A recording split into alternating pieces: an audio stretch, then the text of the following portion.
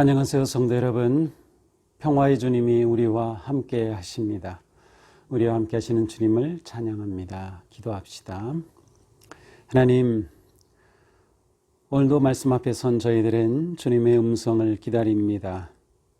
매일매일 주시는 말씀이 저희들에게 삶의 양식이 되고 또 삶의 지침이 되어서 하나님 주시는 진정한 평화와 또 기쁨의 삶을 향해 나아갈 수 있도록 저희들을 인도하여 주시옵소서. 예수님 이름으로 기도합니다. 아멘. 네, 오늘 말씀은 역대하 14장입니다. 1절부터 15절입니다. 제가 좀 빨리 읽어보겠습니다. 어제 1절까지 봤는데요. 1절부터 그냥 봅니다.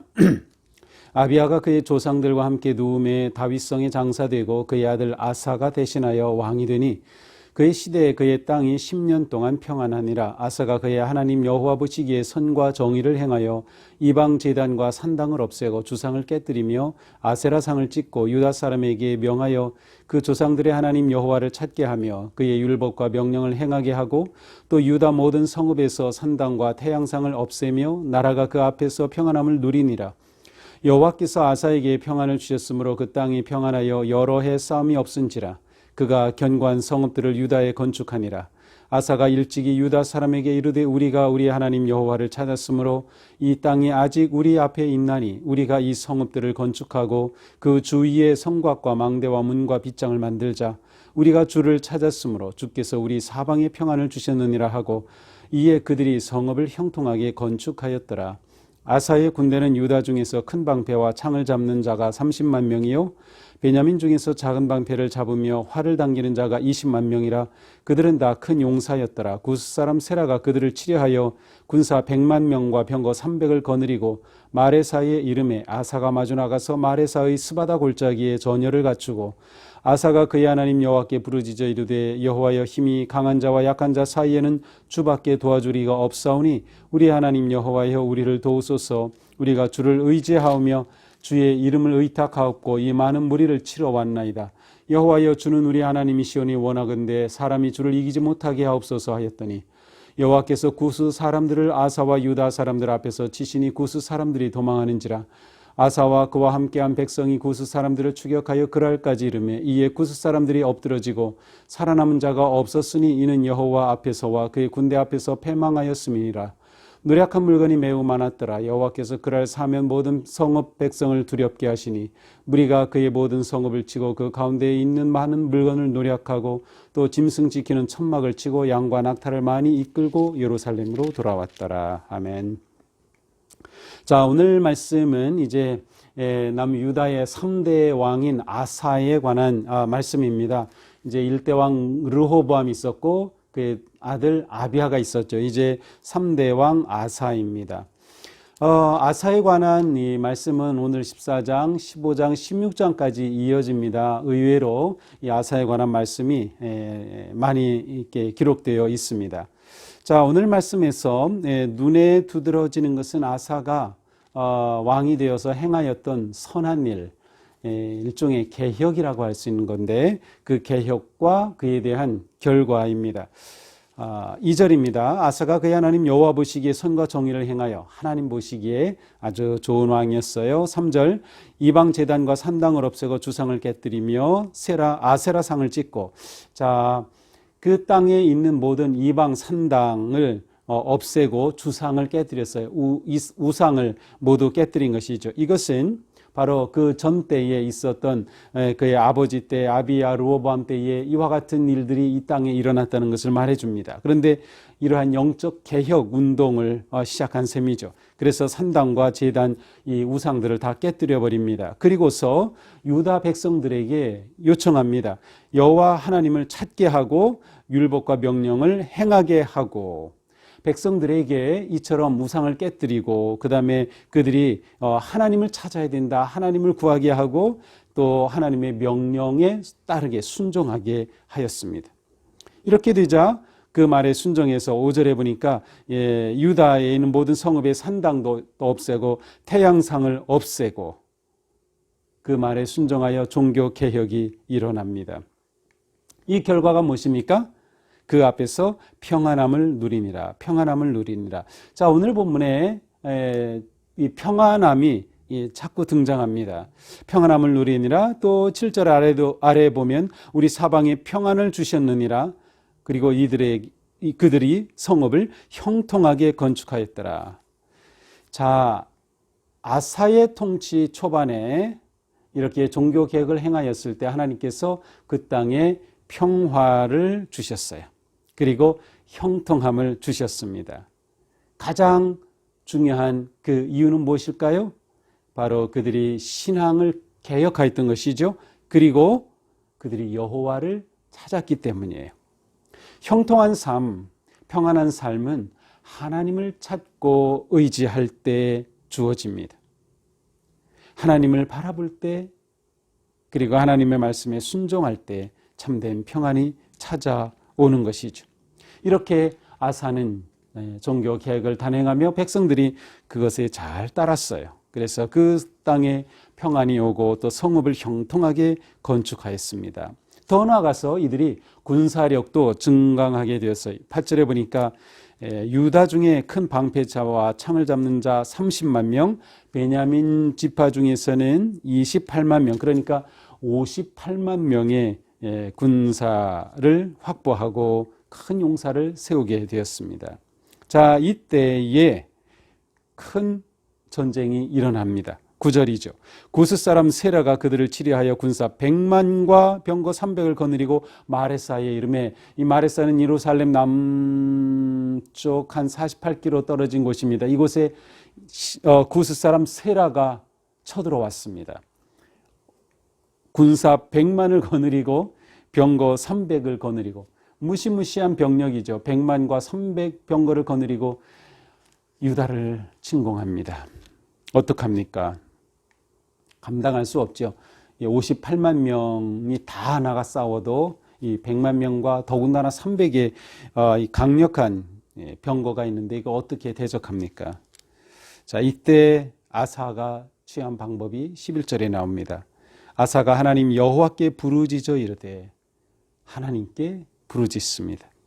여호와여, 힘이 강한 자와 약한 자 사이에 주님밖에 도와주리가 없습니다. 힘이 강한 자는 저 구스 세라죠. 힘이 약한 자는 바로 유다 아사 왕이죠. 이 구스는 에티오피아라고도 볼 수 있고 그 남쪽 수단이라고도 볼 수 있어요. 그러니까 이 먼 곳에서 이렇게 유다까지 치러 왔던 것이죠. 하나님께 울부짖어 기도합니다.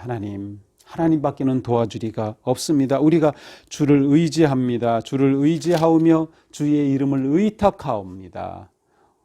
주는 우리의 하나님이시오니 원컨대 사람이 주를 이기지 못하게 하옵소서. 하나님이시니 저들이 하나님의 백성 저희들을 대적하여 왔으니 저들이 하나님과 싸우는 것이 아닙니까? 그러니 저들이 하나님을 이기지 못하게 하옵소서. 자, 그런데 놀랍게 12절, 여호와께서 구스 사람들을 아사와 유다 사람들 앞에서 치시니 구스 사람들이 도망하는지라. 근데 어떻게 치셨는지는 모르겠어요. 하나님께서 구스 군인들을 치시기 시작하니 그들이 패망하여 도망하기 시작합니다. 이렇게 되자 그들을 추격하죠. 13절에 보니까 구스 사람들을 추격하여 그랄까지 이르매 이에 구스 사람들이 엎드러지고 남은 자가 없었으니 여호와 앞에서와 그의 군대 앞에서 패망하였습니다. 결국 쳐들어왔던 구스의 세라의 군대는 완전히 하나님 앞에 이렇게 망하고 말았습니다. 패망하고 말았습니다. 이렇게 하여서 이 전쟁은 승리로 이끌게 되었습니다. 자, 이것이 아사에 관한 오늘 본문의 이야기입니다. 자, 첫째로 아사의 이런 모습을 보면서 그가 신앙을 개혁한 것이 얼마나 잘한 일인가를 보게 됩니다. 그리고 성읍을 건축하고 군사력을 견고하게 하였죠. 자, 중요한 건 무엇이냐? 신앙을 건축할 때, 신앙을 바르게 세울 때 하나님께서는 그 나라를 세우신다. 동일하게 우리 삶에도 적용이 되죠. 우리가 거룩한 믿음의 삶을 제대로 건축할 때 하나님께서 우리 인생을 세우신다. 하나님이 세우신 인생은 어떤 인생? 평화와 형통함이 넘치는 인생. 우리가 정말로 하나님의 은혜와 평화를 잊기를 원한다면 우리는 우리의 믿음을 바르게 세워야 할 것입니다. 우리의 삶에서 우상을 없애고 교만을 없애고 하나님의 명령에 순종하는 것이죠. 또한 우리는 아사가 이렇게 선한 왕이었음에도 불구하고 침략을 받고 전쟁이 일어났음을 보게 됩니다. 위기가 찾아온 것이죠. 그때 그는 하나님께 기도하였습니다. 하나님에 대한 믿음이 기도의 문을 열었고 기도의 문이 열렸을 때 하나님께서 응답하시고 적군을 물리쳐 주셨던 것이죠. 하나님께 부르짖음이 우리 인생을 승리로 이끄는 길입니다. 우리가 위기 가운데서 할 일, 하나님께 부르짖는 것입니다. 그러나 이스라엘 이 유다 백성들의 부르짖음은 그냥 단순히 부르짖은 것이 아니라 그들의 삶을 개혁하고 거룩한 삶에 헌신하는 실천 있는 삶, 실천적인 삶과 함께 기도가 있었습니다. 그러니까 말로 기도만 한 것이 아니라 삶이 하나님 앞에 구별되었던 것이죠. 이것이 중요합니다. 행동하는 신앙은 기도의 능력을 힘있게 된다는 것이죠. 그러니까 우리가 말씀에 순종하는 것은 우리의 기도의 힘을 불어넣는 놀라운 믿음의 행동입니다. 하나님 앞에는 강한 자와 약한 자가 똑같습니다. 그렇다면 누가 강한 자가 될까요? 하나님이 도우시는 자가 강한 자입니다. 우리가 하나님을 의지하고 말씀에 순종하고 하나님께 부르짖을 때 하나님께서 도우시면 우리가 강한 자가 되고 우리가 승리자가 되는 것이죠. 이러한 간단한 원리이지만 우리가 이 원리를 우리 삶에 잘 적용한다면 오늘도 하나님께 울부짖으며 기도의 삶으로, 그리고 단지 입술의 기도만이 아니라 삶으로 실천하는, 말씀을 따르고 순종하는 실천적 삶이 함께 나아갈 때 하나님께서는 우리의 기도의 능력으로 응답하시고 또 우리의 삶에 참된 평화와 형통함을 주실 줄로 믿습니다. 아사의 이런 선한 모습처럼 오늘 우리의 삶도 그렇게 주님께 온전히 헌신된 복된 삶 되기를 주님의 이름으로 축복합니다. 기도합시다. 하나님, 아사는 무엇보다 신앙을 개혁하여서 모든 우상을 다 몰아내고 진정한 하나님의 나라로 세웠습니다. 전쟁이 일어났을 때 그는 하나님을 의지하여 하나님께 부르짖었고 하나님을 찾음으로 하나님을 의지하였습니다. 하나님께서는 그의 간구함에 응답하여 주셔서 놀라운 승리를 주셨습니다.